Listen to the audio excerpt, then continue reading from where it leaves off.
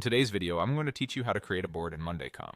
By the end, you'll know exactly how to set up a fresh board that's organized from the start and tailored to your workflow.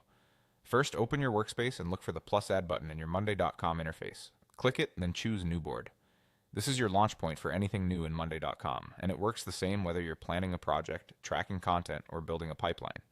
Next, decide how visible you want this board to be by choosing Main, Private, or Shareable.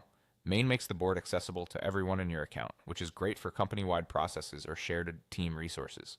Private keeps the board visible only to you and the specific people you invite, perfect for sensitive plans, strategy work, or drafts that aren't ready for broad access.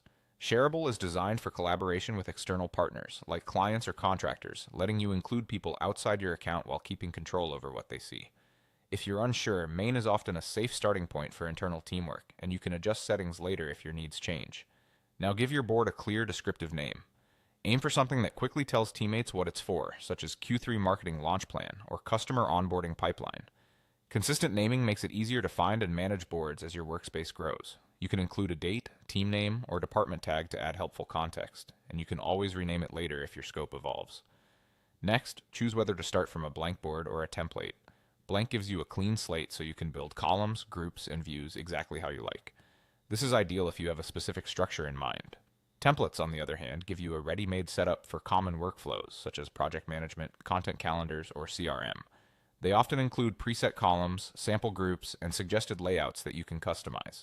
Starting with a template can save time and spark ideas, especially if you're new to Monday.com or building a standard process. Once you've made your selections, click Create. Your new board will open immediately. If you chose a template, you'll see pre-built sections you can tailor to your needs.